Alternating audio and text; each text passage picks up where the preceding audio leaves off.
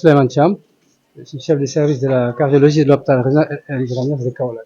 Avant toute chose, vous permettez d'abord de remercier les autorités, à commencer par le ministère de la Santé et de l'Action sociale, représenté ici par le directeur de la division SIDA, remercier les membres du programme, Dr Diop, Dr Koumé.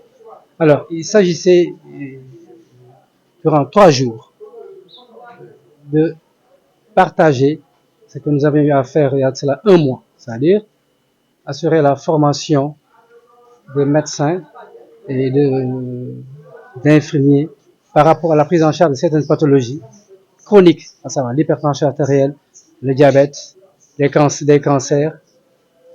Ceci avec comme cible les personnes vivant avec le PVH de plus de 50 ans et même des personnes qui ne vivent pas avec, disons, le VIH.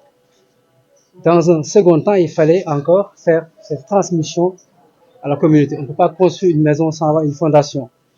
Donc, il y a l'aspect communautaire qui faisait que nous avions l'obligation, effectivement, de prendre en charge, de transmettre cette formation à des gens qui sont beaucoup plus proches donc, des populations, à savoir donc, la base communautaire. C'est pour ça qu'on était là pendant 3 jours. Simplement, vous savez, nous avons tout le temps l'impression d'être très haut perché dans nos hôpitaux. Pour être très proche des populations, je prends un exemple très concret par rapport à l'hypertension artérielle. Il y a des outils très simples qui permettent de faire la prévention, de former les gens, des ASC, de former disons, des Badiangor, permettent de prendre la tension artérielle au niveau communautaire avant qu'ils puissent arriver à l'hôpital. De même, on a procédé à la formation donc, de ces citoyens communautaires par rapport au dépistage donc, de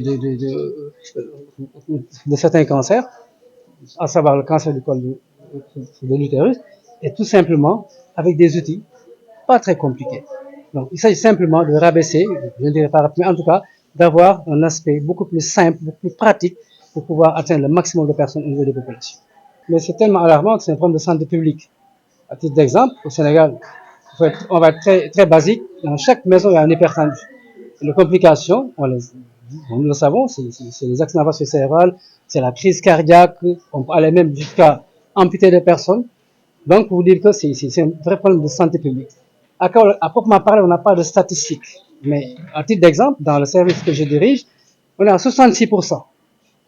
66% d'hypertendus, soit simple, soit compliqué. Et donc, c'est un réel problème de santé publique. Donc, il était vraiment très important que nous puissions former les gens qui puissent nous en servir disons, de tremplin pour atteindre donc, les populations.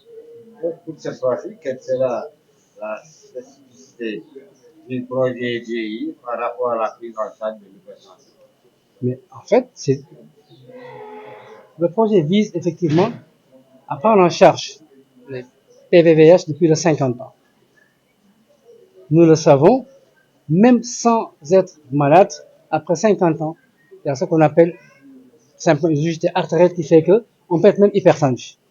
Et le PVH constitue effectivement un terrain très propice à, disons, disons, à la présence d'HTR. Ce qui fait que cette formation permet un peu de suppléer, au moins d'atténuer la présence au niveau des hôpitaux. Donc c'était réellement un problème pour avoir un impact réel par rapport à la présence de cette pathologie. Merci beaucoup, chers journalistes.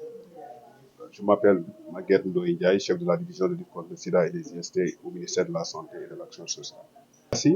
Permettez-moi d'abord de remercier le président de la République, son Excellence M. Bassirou Diomaye Diakhar Faye, d'avoir inscrit le capital humain et l'équité sociale dans sa vision, son agenda 2050.